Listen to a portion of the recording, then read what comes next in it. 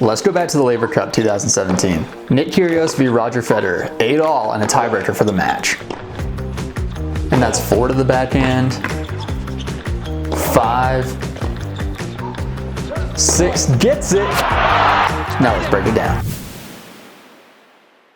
What's up team, Coach Joshua here from TennisTactics.com, and I'm breaking down a new tennis tactic every week. All the plays I show you are part of my unique tennis tactics system where I've cataloged and coded hundreds of tennis patterns and plays. And now I'm rolling out my system to help you win more matches. This week we looked at tactic 1, 2, 3, 4, 0. So let's draw it out. But first, do me a favor and subscribe to the channel so I can bring you more tennis tactics. So we're looking at a serving tactic that is great for drilling into an opponent's weaker backhand side. Kyrgios showed us how brutal this play could be in that opening point against Roger Federer. And the play looks something like this. You're the server on the deuce side.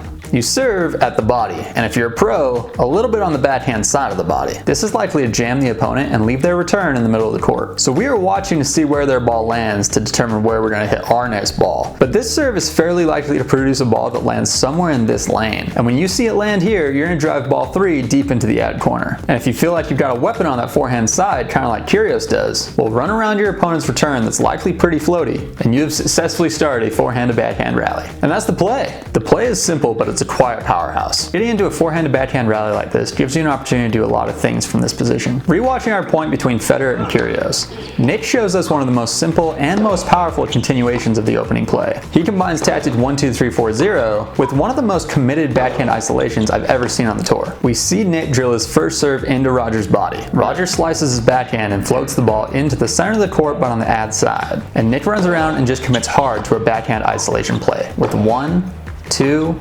3, 4, 5, 6 forehands blasted at the Federer backhand. There really isn't much Federer can do in this position because Nick is really keeping these balls deep and keeping the pace up. So Roger's mostly just slicing these balls back in play, hoping that he can escape the backhand cage on the next ball. But Nick never lets him off the hook. He just camps out on the ad side and follows the long line of the court and just keeps hitting hard to Federer's backhand. Let's watch it again. And notice how committed Nick is to using his forehand to hit these shots. There are shots where he's almost standing on the ad edge of the court, but he knows that if he just keeps applying pressure, it would be a huge risk for Roger to change direction up the line with his backhand on one of these shots. Now this is a valuable pattern to learn at every level of the game. So first, when it comes to our opening tactic, work on the body serve target. We're aiming right in the middle of the box and just trying to put pressure on the opponent here. Ideally, we're seeing if we can jam them and get something kind of floaty to come back. And when it does, and we're looking for ball 3, if this deep ad target is feeling a little small, or you're worried you're going to miss if you aim here, I want you to dial it back and see this larger target in your mind. Over time, I want you to get pickier and pickier, and soon you'll be dialed in. I will say that most players on the amateur level should be looking to run this play often. But let's analyze just how effective it is compared to some others. Remember, we want to analyze plays in terms of how risky they are to execute and how much damage they do to our opponent. I'm going to give this one a low risk rating. From an execution standpoint, it's totally low risk. We're aiming for the middle of the service box. And then we're following the long line of the court. What's more, we may be using our forehand, which makes it even better. From a position standpoint, we control the center of the court.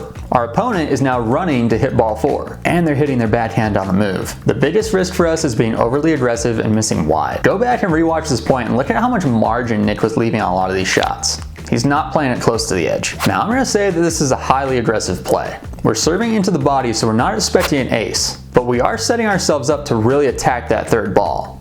And by driving it deep to our opponent's backhand, we are really doing some damage early in the point. And this play sets us up to make our opponent suffer a little bit. We're not trying to end the point too quick. We're just applying pressure from our strength to their weakness. So this play is especially useful when your opponent has a weaker backhand, when your opponent is good at stretching out for T serves and wide serves, or when you want to wear your opponent down. The points could be short or they could require some patience. It just depends on how consistent your opponent is. This play isn't the flashiest, but it is one that makes your opponent answer the question, can they hit one more backhand? Remember, tennis comes down to movement, pattern recognition, and risk management. Thinking through your tactics is a great way to take your game to the next level. And now that you know how to use this tennis tactic to set up the forehand to backhand rally, I want you to go practice this on the court. Let me know how it goes in the comments.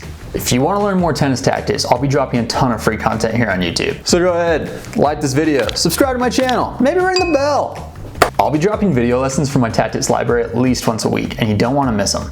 And if you want even more tennis tactics, head on over to my website, TennisTactics.com, and sign up for my newsletter. Until then, hit your targets. We'll talk soon.